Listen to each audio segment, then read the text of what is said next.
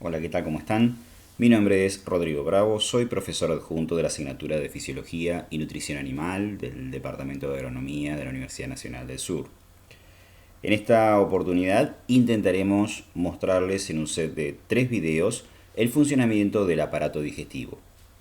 Conoceremos su anatomía, sus procesos digestivos y cómo los nutrientes ingresan al torrente sanguíneo para ser empleados por las células de los animales. Dicho esto, comencemos. En principio diremos que todo ser vivo requiere combustible para su supervivencia. Y en la naturaleza ese combustible va a ser el alimento. Normalmente se encuentra compuesto por sustancias químicas muy complejas y es allí donde cobra importancia el aparato sistema digestivo, rompiéndose esas estructuras complejas, transformándolas en energía y precursores biológicos para el organismo.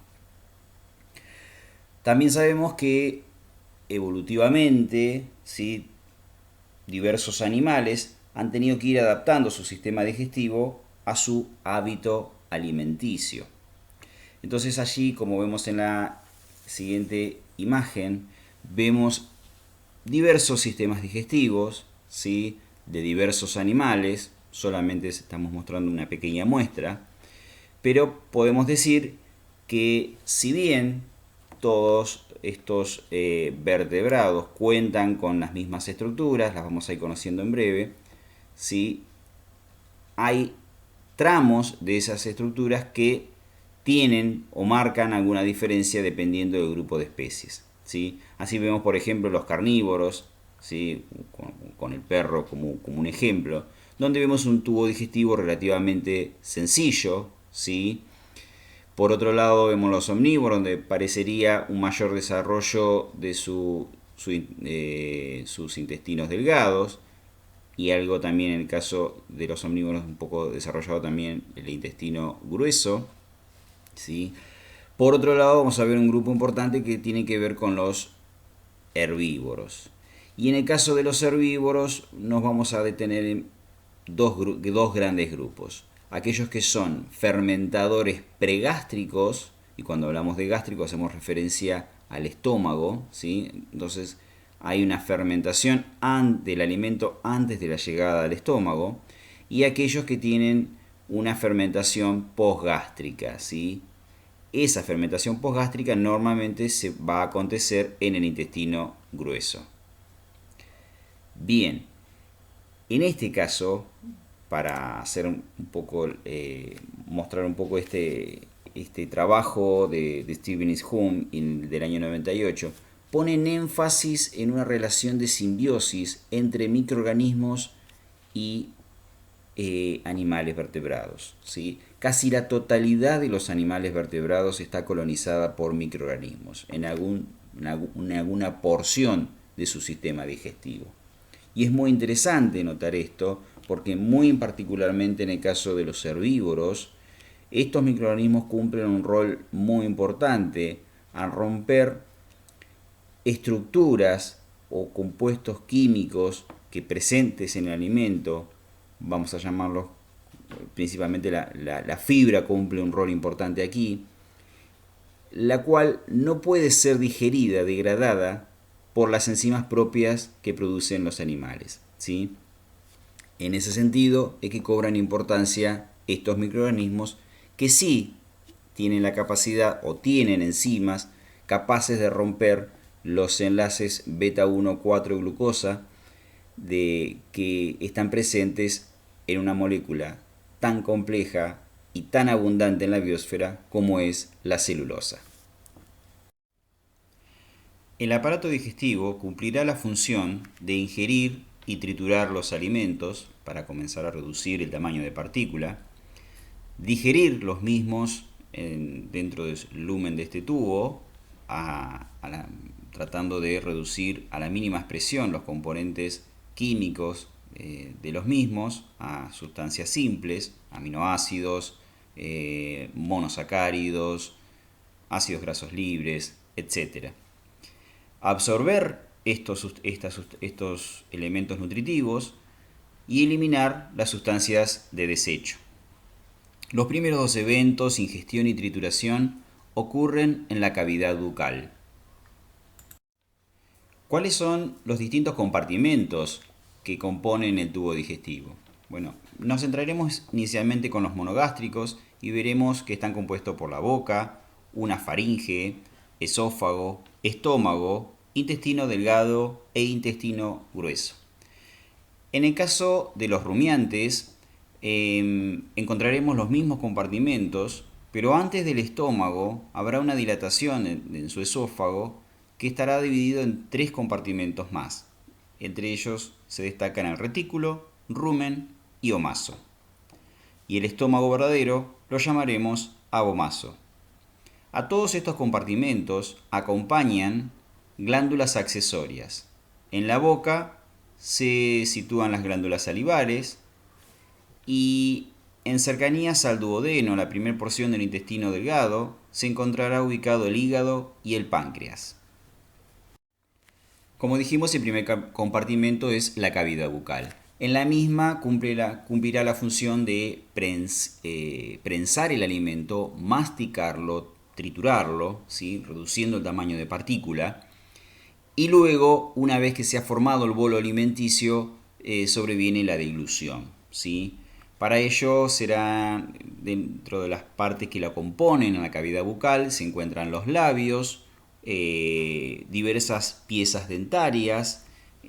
Vamos a ver en un trabajo práctico con más detalle las características y adaptaciones que tienen distintas especies a cada una de las partes que componen la boca, ¿sí? Repito, labios, dentición, un paladar duro y un paladar blando, mejillas, la lengua, que cumple un rol muy importante junto con los premolares en la formación del bolo alimenticio. Aquí se encuentra una de las glándulas, un set de glándulas accesorias que mencionamos, entre ellas las glándulas salivales, muy importantes porque le van a permitir, junto con los molares, a reducir un poco el tamaño de partícula de un alimento, por sobre todo más cuando se encuentra un alimento seco, lo va a hidratar y va a formar una masa maleable que va a permitir continuar su trayecto. Cuando esa masa es lo suficientemente maleable, con un impulso voluntario, con un movimiento voluntario, la lengua moverá ese bolo alimenticio hacia la parte posterior, posicionándose en paladar blando, y ahí sí va a sobrevenir un movimiento involuntario, reflejo, ¿sí? Que va a ser la deglución. Cuando ello ocurra, va a pasar por una porción que es la faringe, que es una porción donde se comunica el sistema respiratorio con el sistema digestivo, y va a encontrarse una válvula, una compuerta que se le denomina epiglotis, que la vemos en la imagen aquí, ¿sí? Y va a bloquear, va a obturar durante la deglución, va a obturar la tráquea para permitir que el bolo alimenticio continúe su trayecto hacia el esófago. Esta obturación es momentánea, dura muy poco tiempo, de modo tal que no comprometerá la respiración. Cuando el bolo alimenticio se encuentra en el esófago, el mismo se encuentra en la cavidad torácica. Mediante movimientos peristálticos de contracción y propulsión, este bolo alimenticio se irá desplazando y avanzando hacia el siguiente compartimento. En el caso de los monogástricos, el siguiente compartimento será el estómago, y en el caso de los rumiantes será la red o redecilla y el rumen. Cuando llega a su posición más distal del esófago, ¿sí? Atraviesa una pared que divide la cavidad torácica de la cavidad abdominal. Esa pared músculo-membranosa, ¿sí? Se denomina diafragma.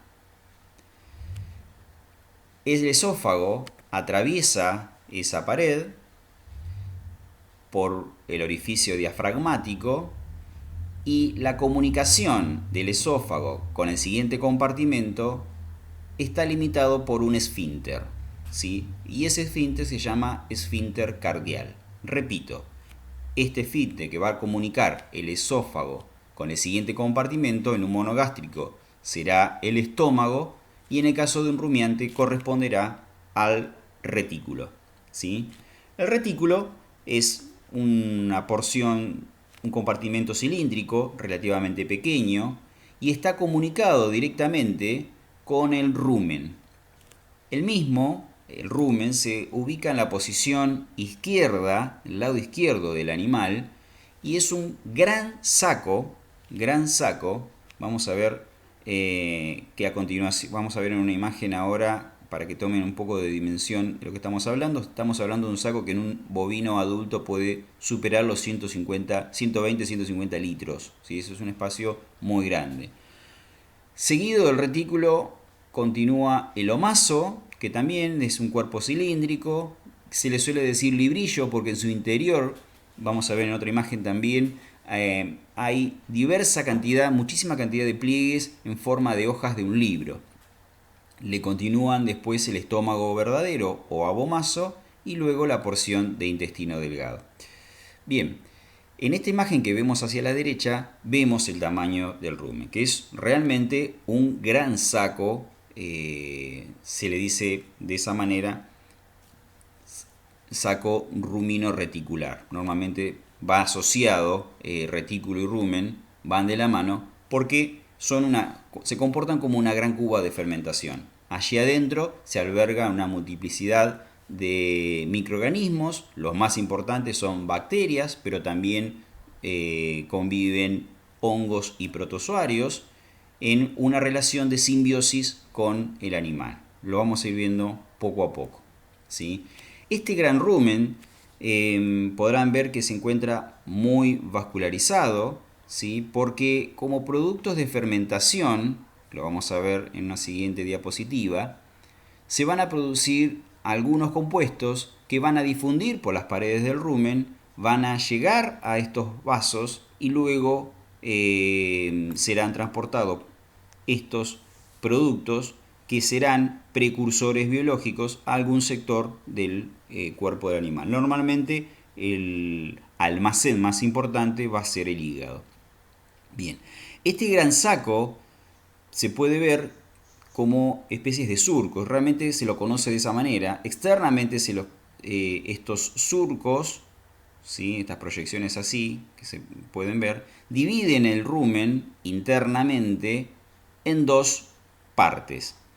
Una parte dorsal o superior, ¿sí? Y una parte ventral.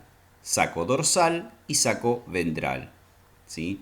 Internamente son pliegues. Estos surcos se van a comportar como pliegues. Lo vemos en la siguiente diapositiva. Antes que me olvide, les dejo aquí abajo un link, ¿sí? De un simulador digital que nos permite viajar por todos los compartimentos que ha sido diseñado por otro organismo, ¿no? Esto es privado. Nos permite viajar por todos los compartimentos de un rumiante, del tracto digestivo, ¿no? Me parecía que podía ilustrar un poco lo que estamos explicando, así que los invito a que visiten ese sitio. En la presente imagen lo que estamos viendo es cómo está tapizado el epitelio interno de las cavidades pregástricas y del abomaso. En el caso del rumen, recientemente hablábamos de los surcos que dividen el saco en sacos al rumen, uno dorsal y uno ventral, y que internamente se transformaban en pliegues. Bueno, estos son los pliegues.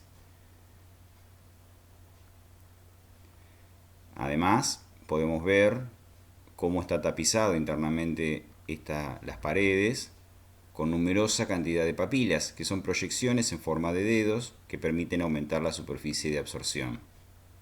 Estas proyecciones, estas papilas, las podemos ver a simple vista. Son pequeñas, pero las podemos ver. Miden entre 4 a 10 milímetros. Y se encuentran mayoritariamente en mayor densidad en la parte ventral, en el saco ventral, que es donde ocurre la mayor cantidad de fermentación.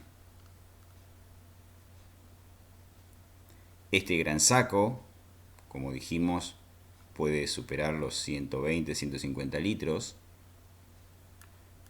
tiene movimientos organizados, a lo que se denominan motilidad ruminal, y que cumplen la función de mezclar toda la digesta que se encuentra allí presente.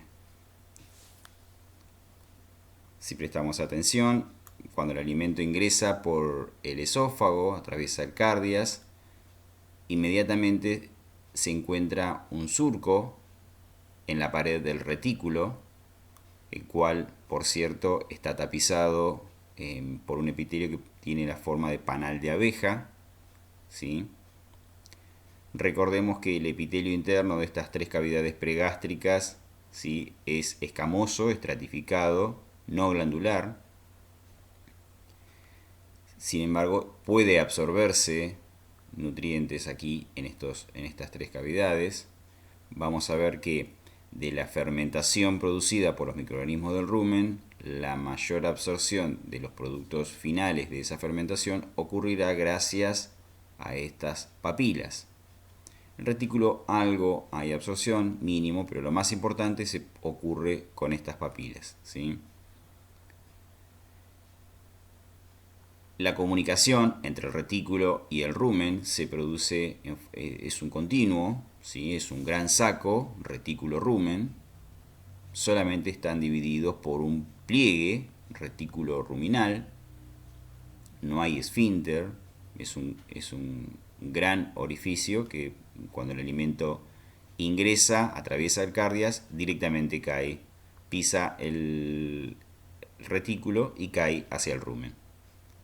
El cuello de botella ocurrirá en el siguiente compartimento, en el orificio retículo-omasal, que es de una sección más pequeña y que cuando el alimento se encuentra lo suficientemente digerido o un tamaño de partícula lo suficientemente pequeña que pueda atravesar ese orificio, pues atraviesa y pasa al siguiente compartimento, que es el omaso.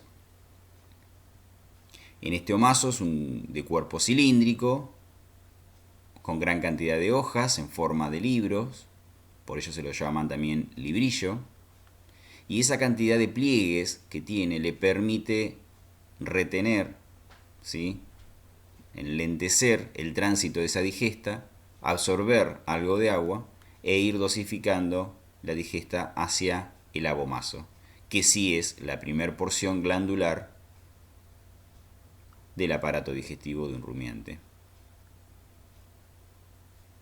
Y el estómago verdadero en el caso de un monogástrico, primer porción glandular del tubo digestivo. Retomemos este surco que les mencioné que está sobre la pared del retículo. Este surco se llama surco reticular, o también pueden llegar a encontrarlo con el nombre de gotera esofágica. Verán que a sus bordes se encuentran dos labios. Esos labios, cuando reciben el estímulo de la succión, cuando el ternero, el cordero está amamantando, se cierran, se pliegan y forman un conducto que comunica el esófago directamente con el omaso y este a su vez con el abomaso. ¿Esto para qué es? Para que la leche evite caer en el rumen y así ser fermentada. Por ese motivo se dice que los rumiantes inicialmente al nacimiento y durante los primeros días, donde el alimento más importante es la leche, se comportan entonces como monogástricos. En la medida que empiezan a consumir forrajes, se empieza a colonizar de microorganismos y empieza a ocurrir fermentaciones en el rumen. Ahora, si por alguna razón este estímulo se ve interrumpido y los labios no se logran plegar lo suficiente, y la leche cae hacia el rumen, puede llegar a generar algún trastorno digestivo. Bien, el comportamiento digestivo de un rumiante se basa en estas etapas. El animal a lo largo del día destina un tiempo al pastoreo, otro a la rumia, un tiempo al descanso y podemos agregar un tiempo para el traslado de un lugar a otro, ¿sí? Ahora bien, ¿qué es la rumia? Bueno, el animal, normalmente los rumiantes lo que hacen es, van cosechando pasto, ¿sí?, forraje en su naturaleza, van en el momento de pastoreo, van colectando, van almacenando, pero el tamaño de partícula del pasto normalmente son forrajes que tienen un alto contenido de fibra, difícilmente en la primer prensión del alimento, ¿sí?, y masticación puedan triturarlo lo suficiente como para que puedan seguir su trayecto por ese orificio que mencionamos antes del orificio reticulomasal. De modo tal que el alimento va a llegar al rumen de manera grosera y se va a almacenar, ¿sí? Ese tiempo que destine a pastorear, va a pastorear el animal, va a ir almacenando forraje ahí, pero va a ser grosero. En un determinado momento el animal lo que va a hacer es echarse y regurgitar ese alimento hacia la boca. Va una porción de ese alimento, lo va a volver a mandar a la boca, lo va a regurgitar, ¿sí? Y lo que va a hacer es remasticarlo, reinsalivarlo para producir luego una reingestión. Ese alimento que volvió a la boca ya está hidratado, de modo tal que favorece mucho más el remasticado y la reducción física, ¿sí?, del tamaño de partícula. Bueno, esto lo puede hacer innumerable cantidad de veces el animal, ¿sí?, hasta tanto logre reducir el tamaño de partícula. Que no solo es una cuestión física para que siga su trayecto por el orificio reticulomasal, sino que tiene aparejado la necesidad de que los microorganismos del rumen, para poder colonizar mejor y hacer un mejor empleo del sustrato, tiene que reducir su tamaño de partícula, este sustrato, de modo tal de poder aumentar la superficie de ataque microbiano. Bien. En rumiantes el alimento es transformado sustancialmente antes de comenzar su digestión química en el estómago. Tal como lo vimos, lo más importante estaría ocurriendo en el rumen y en el retículo, ¿sí?, esta gran cuba de fermentación. La motilidad ruminal tiene un papel importante, ¿sí?, triturando, generando una digestión mecánica del alimento, ¿sí? Los movimientos organizados que tienen en el rumen, los pliegues estos, lo que hacen es mezclar el alimento, la rumia favorece la trituración, entonces hasta aquí el animal lo que está contribuyendo es en reducir físicamente el tamaño de partícula.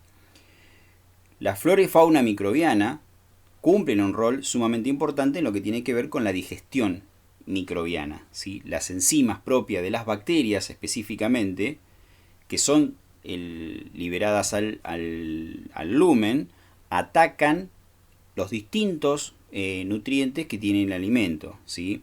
De modo tal que normalmente podemos decir que todo el alimento es cambiado casi totalmente, tanto sus carbohidratos solubles o estructurales, las proteínas, los lípidos, todos son atacados por esta población microbiana. Microorganismos que están formados por bacterias, hongos y protozoos. Los protozoos suelen consumir a las bacterias como para que no se aumente su población desmedidamente. Los hongos suelen atacar cierta cantidad de ligninas. Y las bacterias, un poco en función de la dieta, si es más fibrosa o si tiene un componente más o más importante en concentrados, por sobre todo cereales, ¿sí?, pues entonces van a tender a desarrollar más un tipo de población bacteriana que otra. Por ejemplo, si consumen más contenido de fibra, pues las bacterias celulolíticas son aquellas que tienen una preferencia por el sustrato asociado a la celulosa, porque tienen enzimas que son capaces de degradar los enlaces beta 1 o 4 glucosídicos, de modo tal que, bueno, ese tipo de población microbiana va a aumentar y se va a desarrollar con mayor dimensión, digamos. Bacterias amilolíticas son aquellas que tienen preferencia como sustrato al almidón, de modo tal que todas las dietas que el animal consuma, cuando un animal tiene una dieta rica en concentrados, pues posiblemente la población microbiana que vamos a encontrar, bacteriana que vamos a encontrar con mayor proporción, sea de bacterias amilolíticas, ¿sí? Entonces se autorregulan. Estos microorganismos son responsables de cambiar totalmente la composición química del alimento, y como productos finales de la fermentación vamos a tener algún producto de desecho, como puede ser el metano o dióxido de carbono, pero también otros componentes de alto valor nutricional para el animal, como lo son los ácidos grasos volátiles, los vamos a ir viendo un poquito más adelante, y proteína microbiana, ¿sí? El omaso va a tener simplemente su función, como mencionamos antes, de retener un poco el tránsito del alimento, ir dosificando el ingreso hacia el abomaso, a ir absorbiendo agua, sodio e incluso algo de bicarbonato. Y después sí, cuando el alimento ya fermentado y cambiado su estructura lleguen al abomaso, ahí donde comenzará la producción de ácido clorhídrico, secreción de enzimas digestivas propias del animal, y entonces podemos decir que comienza la digestión química. Bien, el alimento normalmente es poco denso y tiene, cuando llega, se almacena en el rumen, tiende a estratificarse, ¿sí? Tiende a estratificarse de la siguiente manera: en tres estratos. En uno superior, que va a ser un estrato gaseoso, ¿sí? Los productos de fermentación producen gases y esos gases se van a ir acumulando hacia el techo por una cuestión de peso específico, diferencias de peso específico. Un estrato con sólidos menos degradados, posiblemente de las últimas ingestas, ¿sí? Que van a estar flotando en un líquido que tiene material particulado mucho más pequeño, que está ampliamente colonizado y está en suspensión, ¿sí? Bien, esto transcurre así. La motilidad ruminal lo que permite es que esa mezcla del segundo y el tercer estrato se haga un poco más importante, de modo tal que se favorezca la degradación más homogénea posible. Bien, se sabe que al nacimiento los rumiantes se comportan como un monogástrico, y esto, bien, tiene que ver por eso que mencionamos inicialmente de la gotera esofágica o surco reticular. Al cerrarse, el animal lactante, lo único que su ingesta más importante es la leche. El rumen hasta aquí no tiene las cavidades pregástricas, digamos, hasta aquí no cubren, no tienen ninguna relevancia. La leche pasa directamente hacia el abomaso y por eso decimos que se comporta como un monogástrico. Por ende, en ese momento, el tamaño del rumen realmente es pequeño. De hecho, es más pequeño que el estómago verdadero o el abomaso, ¿sí? Ahora bien, hay una transición hacia rumiante que ocurre en la medida que comienza a consumir forrajes, ¿sí? Todos los animales al nacimiento tienen un tracto gastrointestinal estéril, pero en la medida que comienzan a consumir alimentos se empieza a colonizar de microorganismos, ¿sí? Bien. Esa transición es sumamente importante que ocurra de manera paulatina, progresiva, para que de alguna manera no genere ningún trastorno en los animales. Fíjense en un trabajo aquí adaptado de Heinrich y Jones. Muestra un poco cómo ocurre esa transición, ¿sí? Cómo va cobrando importancia el tamaño del rumen en la medida en tanto y en cuanto va avanzando la edad del animal, ¿sí? Fíjense que comienza inicialmente en la primera semana con un abomaso mucho más importante que el rumen, y llega a la adultez con el rumen ocupando el 80% de todos estos compartimentos. Bien, llegamos al estómago, que se encuentra dividido en 4 regiones: en una región esofágica, cardial, fúndica y pilórica, como vemos aquí en la imagen. Estas regiones tienen que ver con el epitelio interno de la mucosa, ¿sí? En el caso de la región esofágica corresponde a un tejido similar al del esófago, valga la redundancia, siendo escamoso y estratificado, no glandular.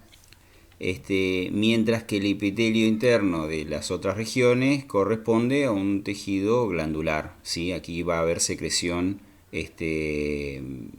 de hormonas, enzimas, ácido, moco, mucus, ¿sí? Muy importante para tapizar las paredes internas del estómago y protegerlo de los efectos nocivos del ácido clorhídrico. Pensemos que el estómago va a bajar el pH a valores cercanos de 1,5 hasta incluso 1. Normalmente en la mayoría de los mamíferos la región cardial corresponde, primero la región esofágica es despreciable normalmente, salvo en el caballo, que ocupa una porción importante, como ven en la ilustración. Y la región cardial se corresponde a un pequeño cinto, faja, ¿sí? Las regiones más importantes son la fúndica y pilórica. La fúndica, por sobre todo, porque es donde se produce el ácido clorhídrico, ahí donde se produce la liberación de ácido, y de pepsinógeno, que en presencia de ácido se va a transformar en pepsina, y es donde va a comenzar la degradación de proteínas.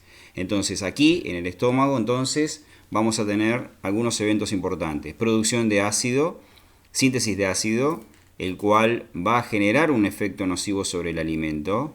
Podemos hablar de una digestión química. Vamos a hablar de una digestión enzimática también propia por algunas enzimas que se van a liberar en el lumen del estómago. Y también va a cobrar mucha importancia las contracciones fuertes que se producen en el estómago, afectando de alguna manera o diciendo también que va a haber una digestión física, ¿sí? También va a haber reducción de tamaño de partícula por las fuertes contracciones que ocurren en las paredes del estómago. Bien, todo ello van a transformar ese alimento en lo que se va a denominar a partir de ahora quimoácido, que a posterior va a ir hacia ser liberado hacia duodeno. Bien, llegamos al intestino delgado, que es el principal lugar de digestión y absorción de nutrientes, ¿sí? Digestión porque aquí hay enzimas que degradan proteínas, lípidos y carbohidratos. Enzimas que son sintetizadas por el propio, la propia mucosa del intestino, o incluso enzimas que son secretadas también por el páncreas, como ya vamos a ir viendo, incluso que vienen de arrastre desde el estómago. ¿Qué es lo que se va a absorber? Bueno, las estructuras más simples químicamente: aminoácidos, ácidos grasos, monosacáridos. Y en este caso sí podemos decir que monogástricos y rumiantes se van a comportar más o menos de la misma manera, porque de alguna manera el intestino delgado de la totalidad de las especies está dividido en tres porciones: duodeno, yeyuno e ilion, sin tener una marcada diferencia, un límite uno de otro. La primera porción de duodeno es donde se desembocan los conductos del páncreas e hígado, y es continuación del estómago, o abomazo en el caso de un rumiante. En el yeyuno normalmente es donde se va a producir la mayor absorción de nutrientes. No quiere decir con esto que en el duodeno no lo haga, pero hacia yeyuno es donde la mayor parte de la absorción se va a producir allí. Y en el caso del ilion, bueno, es la porción anterior a el intestino grueso. Compuestos. Bien. Si hacemos un corte transversal en porción de duodeno, vamos a notar una gran vascularización y presencia de glándulas secretoras que vierten enzimas y mucus al lumen del intestino. Bien. En un corte transversal vamos a ver una primera capa llamada serosa, ¿sí? Es esta capa que está por afuera, vamos a mencionar esta también, ¿sí? Que tiene la función de protección y disminuir la fricción entre estos órganos. En el caso de yeyuno ilio se pliegan formando asas, ¿sí? Entre sí se van plegando. Y esa serosa la vamos a llamar también peritoneo. Como lo que está envolviendo y protegiendo son las vísceras, va a ser peritoneo visceral. Dentro de esa serosa va a estar transportando estos vasos, ¿sí? Fíjense que está vascularizado, muy vascularizado. ¿Por qué? Y porque va a ser responsable de transportar los nutrientes que van a ser digeridos en el lumen del intestino a las mínimas expresiones, absorbidos por el epitelio intestinal y conducidos hacia los vasos que luego irán hacia hígado y a los distintos sectores, partes del organismo que lo necesite. Bien, vamos a encontrar otra capa, que es la capa muscular, con un músculo longitudinal y otro circular. El circular va a tener la función de producir contracciones, ¿sí? Y el longitudinal de movimientos de propulsión, de avance. El sincronismo entre estos músculos va a permitir también la mezcla de todos estos jugos que se están, el alimento con todas las secreciones que están en el lumen del intestino.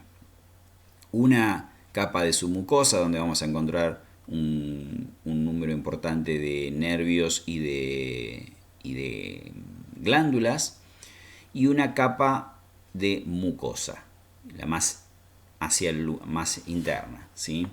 En esa mucosa van a encontrarse las vellosidades, ¿sí? Las vellosidades, al igual y solamente a los fines de entender una sola rasgo que tiene que ver con aumentar la superficie de absorción, vamos a decir que en eso se parecen con las papilas ruminales. Ahora bien, estas vellosidades son muy pequeñas, 80 veces más pequeñas que una papila ruminal. No son posible verlas con el ojo humano, ¿sí?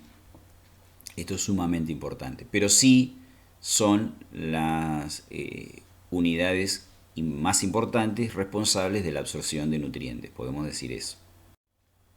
Bien, en otra ilustración podemos ver cómo también una porción de intestino está fuertemente irrigada por arterias y venas, ¿sí?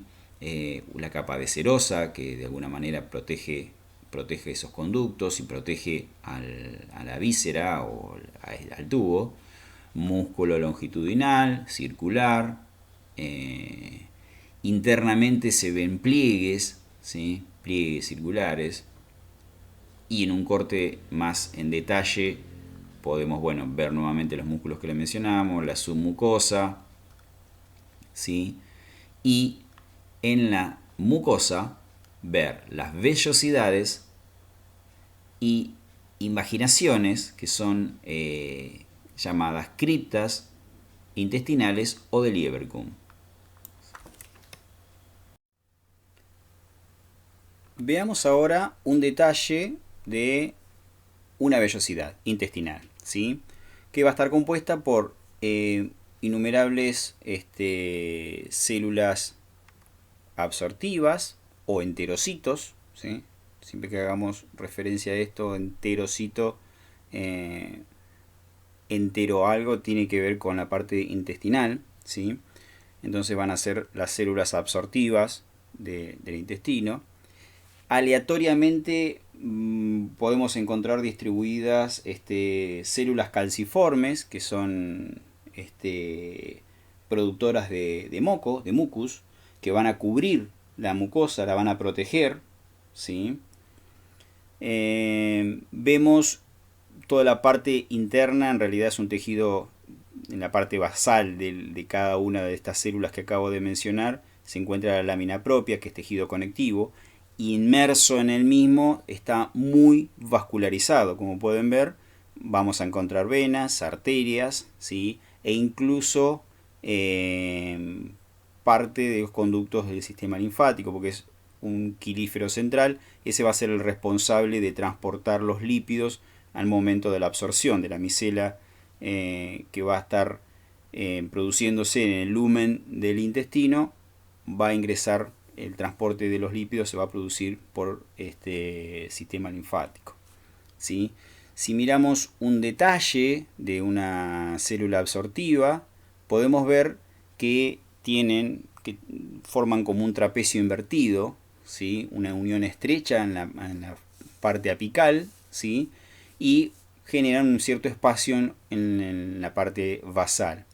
Pero esa unión estrecha hace que estén de alguna manera pegaditas una con otras, ¿sí? Cuando ocurre el nacimiento, ¿sí?, de cualquier mamífero, estas uniones en la parte apical están más separadas, ¿sí? Y cumplen un rol biológico. Ustedes saben o habrán escuchado la importancia del consumo de calostro en las primeras horas desde el nacimiento. El calostro, las primeras secreciones, tienen un contenido de proteico muy importante. Esas proteínas normalmente son inmunoglobulinas, ¿sí? Son los anticuerpos que le está transfiriendo la madre hacia la cría. Esas proteínas, para que cumplan su rol biológico, tienen que llegar al torrente sanguíneo del animal tal cual están. Y normalmente son proteínas de alto peso molecular. Si fuesen degradadas, perderían su rol biológico, ¿sí?, su función. De modo tal que una vez que llegan al lumen intestinal tienen que ingresar tal cual, ¿sí? Por ello, al estar estos espacios abiertos, esas inmunoglobulinas pueden ingresar. En la medida que van pasando las horas, estos espacios se van cerrando y después un consumo calostro posterior lo único que generaría es que tenga que digerirse esa proteína a los aminoácidos más elementales para poder ser absorbidos por el ápice de esta célula absortiva.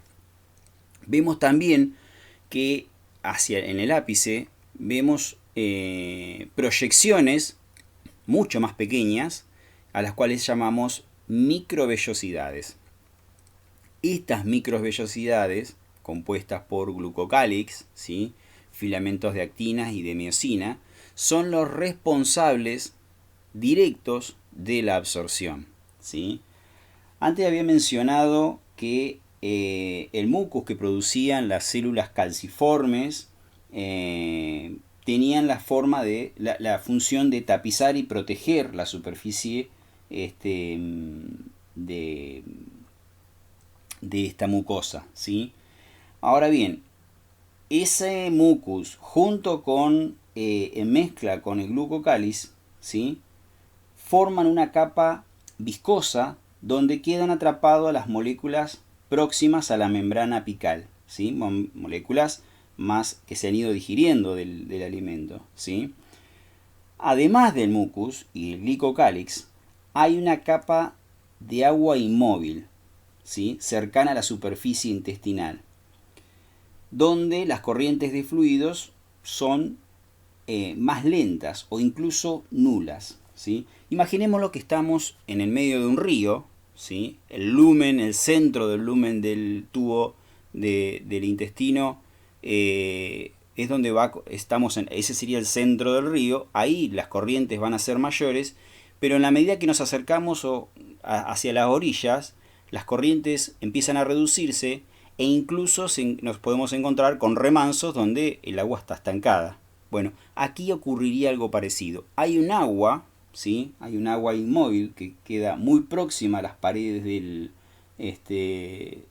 intestino, o que serían el ápice de estas células absortivas, que conjuntamente con este moco y el glucocáliz actúan como una barrera de difusión, ¿sí?, para aquellas moléculas que deseen acceder al intestino, al enterocito, ¿sí? De modo tal que es una barrera más que tendrán que atravesar.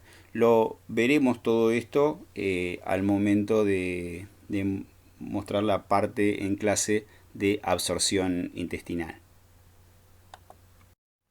Finalmente llegamos al intestino grueso. La comunicación con el intestino delgado se produce a través de la válvula iliocecal, ¿sí? La primera porción del intestino grueso es el ciego, le sigue el colon, ¿sí? Dividido en tres partes, un colon ascendente, transverso y otro descendente, y finalmente termina en el recto, terminando incluso en el esfínter anal, ¿sí? ¿Cuál es la función del intestino grueso? Bueno, la de absorción de agua y formación y almacenamiento de materia fecal, ¿sí? De las heces. La válvula ileocecal, de alguna manera, impide que el material que se está almacenando aquí en el intestino grueso vuelva hacia el intestino delgado, pero al mismo tiempo ese esfínter lo que hace es darle más tiempo también a que toda la digesta que se encuentra en el intestino delgado, darle más tiempo a ser absorbida, ¿sí? Así que tendría una doble función. Dependiendo un poco de las especies, algunos de los compartimentos, o el ciego, o el colon, o ambos, puede ser más desarrollado que otros, ¿sí? En el caso del caballo, ustedes verán, como ven en la ilustración, el ciego cobra una importancia relevante, mientras que por ahí en omnívoros el colon es el que por ahí tiene un poco más de desarrollo. Bien, tanto ciego como colon pueden producir fermentación de carbohidratos estructurales, no con la misma eficacia que lo producen los rumiantes en las cavidades pregástricas, ¿sí? Pero bueno, si llegase a escapar algo de fibra y se alberga aquí, aquí también hay una población de microorganismos que fermentan y que producen algo de ácidos grasos volátiles y que algo puede llegar a ser absorbido. El epitelio del intestino grueso y delgado es bastante similar, ¿sí? Con presencia de criptas, aunque no hay vellosidades. Esa es la gran diferencia. No hay vellosidades en el intestino grueso. Solamente criptas porque hay producción de mucus. Bueno, como dije, estas secreciones las vamos a ver en la siguiente clase.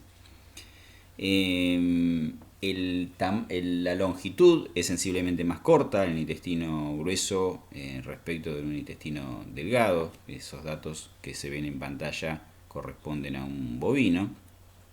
Presentan pliegues ambos compartimentos, criptas, vuelvo a decir, carecen de vellosidades en el intestino grueso. Hay simplemente absorción de agua en el intestino grueso, mientras que en el intestino delgado lo más importante es la absorción de nutrientes.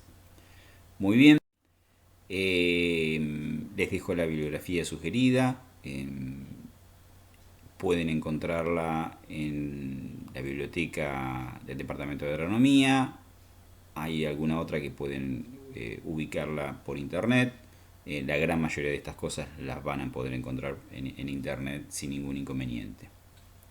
Quedo a disposición para cualquier consulta y bueno, en el siguiente video daremos continuidad y mostraremos un poco cuáles son las secreciones que se van produciendo en los distintos compartimentos, cómo se va degradando y en un último video la absorción de nutrientes. Será hasta la próxima. Muchísimas gracias.